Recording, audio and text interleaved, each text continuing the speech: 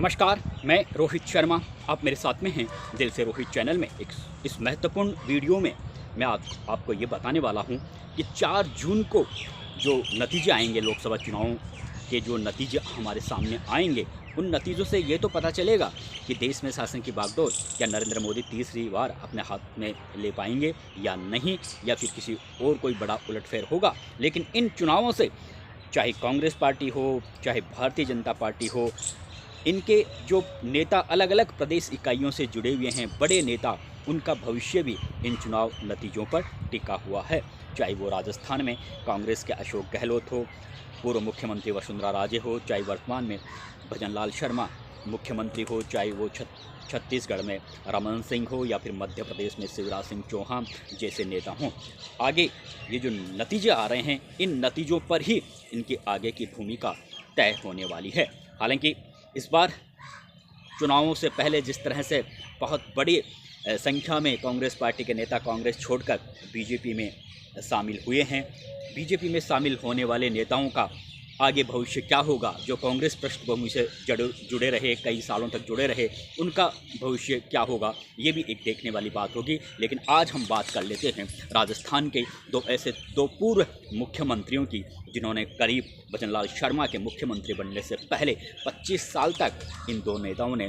राजस्थान में शासन की बागडोर अपने हाथ में रखी। यानी अशोक गहलोत 3 बार मुख्यमंत्री रहे और वसुंधरा राजे 2 बार मुख्यमंत्री रही। और ये आप भी जानते हैं कि वसुंधरा राजे कि इस समय राजस्थान भाजपा में जो जिस तरह की उनकी इमेज रही थी, जिस तरह से उनकी पकड़ रही थी, जिस तरह से ये कहा जाता था पहले कि राजस्थान में वसुंधरा राजे ही भाजपा है और भाजपा ही वसुंधरा राजे है, वो दौर पिछले 4-5 साल में हमें देखने को नहीं मिला। वसुंधरा राजे को एक तरीके से उसी समय से साइडलाइन करने का प्रयास भारतीय जनता पार्टी के दिल्ली में बैठे नेताओं की ओर से कर दिया गया था, जब सतीश पूनिया को राजस्थान भाजपा की बागडोर सौंपी गई थी। और उसके बाद से लगातार उनका जो पकड़ है राजस्थान भाजपा के नेताओं से कह सकते हैं, चाहे भारतीय जनता पार्टी के कार्यकर्ताओं से के लिए कह सकते हैं, लगातार उनकी पकड़ को ढीली करने का जो प्रयास किया गया वो सब आपके सामने है। और कुछ इसी तरह से राजस्थान के जो 3 बार मुख्यमंत्री रह चुके हैं अशोक गहलोत, अभी जो पिछले विधानसभा चुनाव हुए थे 2023 के विधानसभा चुनाव में बाकायदा उन्होंने कह दिया था पार्टी हाईकमान को, आप सब कुछ मेरे पे छोड़ दीजिए, मैं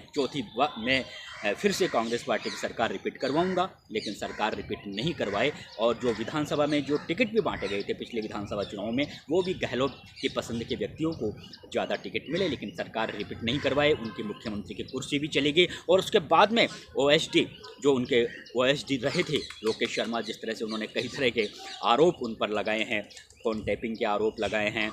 और जो समानांतर बैठक विधायकों की हुई थी पिछले मई महीने में, उसको लेकर जिस तरह से उन्होंने कई तरह के बड़े खुलासे किए हैं, एक से एक बड़े उन्होंने जिस तरह से खुलासे किए हैं, उसके बाद में ये ज़रूर है कि अशोक गहलोत की छवि भी कहीं ना कहीं विपरीत असर पड़ा है। इसलिए अब ये देखने वाली बात होगी कि जब चुनावों के नतीजे आएंगे, उसके बाद में अशोक गहलोत को किस तरह से कांग्रेस पार्टी का हाईकमान इस्तेमाल करते हैं। वैसे लोकसभा चुनाव में पूरी तरह से सचिन पायलट हावी रहे टिकट के वितरण में, यानी इस समय यह कह सकते हैं कि अशोक गहलोत भी ठीक उसी तरह से उनकी पोजीशन आ गई है,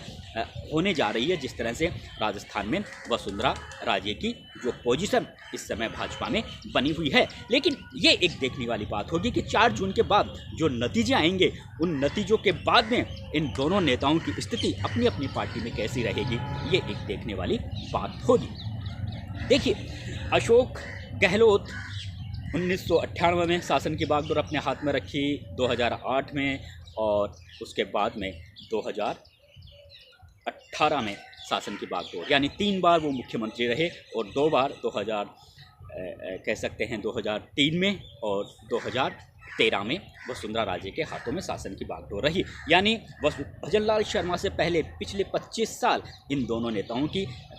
तूती राजस्थान में बोलती रही, कांग्रेस पार्टी में अशोक गहलोत की, तो भारतीय जनता पार्टी में वसुंधरा राजे की। लेकिन आज इन दोनों नेताओं की जो हालत आप सबके सामने है कि कहीं ना कहीं जिस तरह से अब ये एक से एक बड़े खुलासे अशोक गहलोत को लेकर उनके ओएसडी लोकेश शर्मा कर रहे हैं। और जिस तरह से आपने देखा होगा कि विधानसभा चुनावों के नतीजों के बाद में गोविंद सिंह डोटासरा और जो प्रदेश कांग्रेस के प्रभारी थे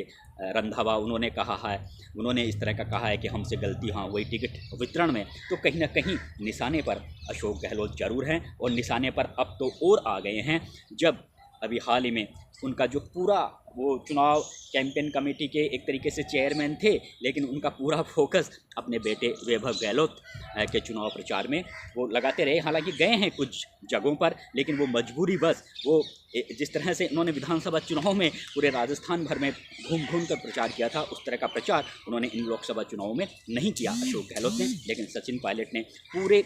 लोकसभा क्षेत्र को कवर करने का प्रयास किया। उसकी वजह ये भी थी कि सचिन पायलट के समर्थकों को ज़्यादा टिकट मिला है। तो ये कह सकते हैं कि अशोक गहलोत जरूर इस समय कांग्रेस पार्टी में उनकी हालत थोड़ी कमज़ोर होने के ढर्रे पर चल पड़ी है। और अगर राजस्थान में जिस तरह से कहा जा रहा है कि कई सीटों पर कांग्रेस पार्टी भाजपा उम्मीदवारों को कड़ा टक्कर दे रही है, राजनीतिक विश्लेषकों का ये भी कहना है कि करीबन 6 से 7 सीटें कांग्रेस पार्टी अपने पक्ष में ला सकती है, यानी इन 7 सीटों पर कांग्रेस पार्टी की जीत सुनिश्चित हो सकती है। इस तरह के कयास लगाए जा रहे हैं। तो अगर इस तरह से अगर 6-7 सीटों पर अगर कांग्रेस पार्टी को जीत मिल जाती है, तो फिर निश्चित रूप से राजस्थान में सचिन पायलट युग का शुभारंभ होना बिल्कुल तय है। फिर अशोक गहलोत को केंद्र में कोई बड़ी भूमिका दी जा सकती है, ये बिल्कुल तय है। यानी जब अगले विधानसभा चुनाव होंगे तो उसमें सचिन पायलट को एक तरीके से सर्वेसर्वा राजस्थान का बनाकर रखा जा सकता है। अगर इन लोकसभा चुनावों में अगर 4-5 सीट भी कांग्रेस पार्टी की आ गई तो सचिन पायलट की बल्ले बल्ले है। और एक तरीके से अशोक गहलोत जिस तरह से हालांकि साइडलाइन नहीं हो सकते, क्योंकि आप सबने देखा होगा कि वो गांधी परिवार के बहुत करीबी रहे हैं, विश्वास पात्र रहे हैं, भरोसेमंद रहे हैं। हालांकि उनकी जो पिछले 5 साल में जो गतिविधियां रही वो गतिविधियां पसंद नहीं आई सोनिया गांधी को, लेकिन सोनिया गांधी उन्हें पूरी तरह से अब भी इग्नोर नहीं कर पाई है। तो हो सकता है उनको सेंट्रल में कांग्रेस पार्टी में उन्हें रखा जाए और उन्हें कहा जाए कि अब आप काम कीजिए कांग्रेस पार्टी को मजबूती प्रदान करने के लिए। इस तरह की भूमिका अशोक गहलोत के लिए बन सकती है, इसकी पूरी संभावना है। क्योंकि सचिन पायलट को जिस तरह से उनकी तैयारियां चल रही है, जिस तरह से एक लोकसभा अभी विधानसभा चुनाव में कांग्रेस पार्टी को जिस तरह से हार का सामना करना पड़ा, लेकिन लोकसभा चुनाव में जिस तरह से कई सीटों पर बुरी तरह से भारतीय जनता पार्टी के उम्मीदवार फंसे हुए दिख रहे हैं, तो उसमें कहीं ना कहीं बड़ी भूमिका सचिन पायलट की मानी जा रही है। इसलिए सचिन पायलट पूरी तरह से एक्टिव हो सकते हैं। अगर लोकसभा चुनाव में कांग्रेस पार्टी को 4 से 5 या 6-7 सीटें मिल गई तो फिर सचिन पायलट की बल्ले बल्ले है आगामी विधानसभा चुनाव में। एक तरीके से पूरी तरह से फ्री हैंड दे दिया जाएगा। और जहां से गोविंद सिंह डोटासरा है उनका काम बहुत अच्छा रहा है, जब से प्रदेश कांग्रेस की बागडोर उनके हाथ में रही है, आधे अधूरी टीम से भी वो लगातार काम करते रहे हैं। और उनकी सचिन पायलट के साथ भी अच्छी ट्यूनिंग बन सकती है, जिस तरह की ट्यूनिंग उन्होंने अशोक गहलोत के साथ बनाई है। ठीक उसी तरह से वसुंधरा राजे, देखिए अभी जो माहौल बना हुआ है भारतीय जनता पार्टी में वो सब जानते हैं, राजनीतिक विश्लेषक भी जानते हैं और भारतीय जनता पार्टी के नेता भी जानते हैं कि 2014 के बाद में भारतीय जनता पार्टी का जो जिस तरह से विस्तार हुआ है और जिस तरह से भारतीय जनता पार्टी का कई राज्यों में शासन आया है, उसमें सबसे बड़ा चेहरा नरेंद्र मोदी का था। इसमें कहीं कोई दो राय नहीं है। नरेंद्र मोदी के चेहरे के आधार पर ही लोगों ने वोट किया और उसमें भाजपा की लोकप्रियता लगातार पूरे पिछले 10 साल में बढ़ती रही। तो इसमें कहीं कोई दो राय नहीं है। लेकिन अभी जिस तरह का माहौल बना हुआ है, जिस तरह कि राजस्थान सहित अन्य स्टेटों में भारतीय जनता पार्टी को कड़ी टक्कर दे रहे हैं इंडिया गठबंधन के प्रत्याशी, तो ये आगे आने वाले चुनावों के नतीजे तय करेंगे। भले ही चाहे प्रधानमंत्री चाहे एनडीए को पूरा बहुमत मिल जाए, अगर पूरा बहुमत भी मिल जाता है, लेकिन इतनी उम्मीद नहीं है कि जिस तरह के दावे प्रधानमंत्री नरेंद्र मोदी 400 पार के दावे कर रहे हैं, इस तरह के आसार नहीं है। कहीं ना कहीं सीटों में कटौती होगी, चाहे वो राजस्थान हो और उत्तर प्रदेश हो, मध्य प्रदेश हो, पंजाब हो, दिल्ली हो, इन स्टेटों में कमी होगी भारतीय जनता पार्टी की सीटों में। तो फिर नरेंद्र मोदी और अमित शाह भी उन नेताओं को सोचने के को लेकर ज़्यादा थोड़ा मजबूर हो जाएंगे जिन नेताओं को फिलहाल ठंडे बस्ते में या फिर साइडलाइन किया गया है, चाहे वो वसुंधरा राजे हो और चाहे वो शिवराज सिंह चौहान हो, रमन सिंह हो। और आप सबको पता है कि वसुंधरा राजे का राजस्थान में ज़बरदस्त क्रेज़ रहा है। हालांकि 10 साल तक वो मुख्यमंत्री रही हैं, लेकिन उनकी पकड़ जिस तरह से रही है आप सबको पता है कि भैरों सिंह शेखावत भी राजस्थान में भारतीय जनता पार्टी को पूरा बहुमत नहीं दिला पाए थे, जबकि भैरों सिंह शेखावत का तो बहुत बड़ा हाथ था राजस्थान में भाजपा को स्थापित करने में, लेकिन वो भी पूरा बहुमत भाजपा को नहीं दिला पाए थे। वसुंधरा राजे जब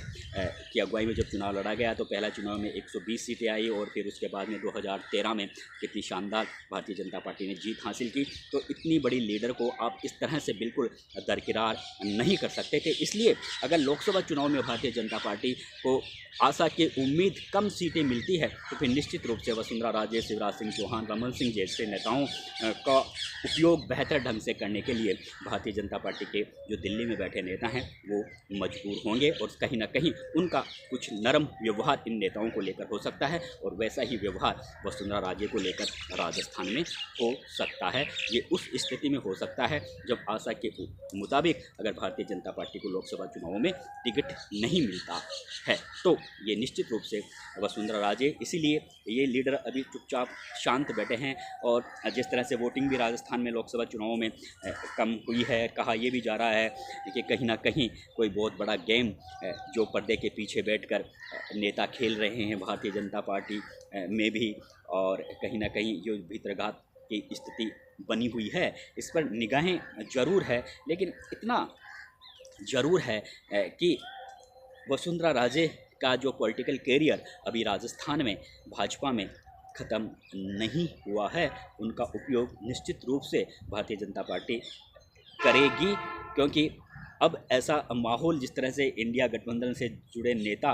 बनाने में लगे हुए हैं पूरे देश भर में, उससे कहीं ना कहीं भारतीय जनता पार्टी के जो आने वाले सालों में रास्ते काफ़ी कठिन हो सकते हैं। तो ये जो अलग अलग राज्यों से जो कद्दावर नेता जुड़े हुए हैं इनको साइडलाइन भाजपा नहीं करेगी, इनका एक बार फिर से इनका इस्तेमाल करेगी और उनमें वसुंधरा राजे भी शामिल है। नमस्कार दोस्तों।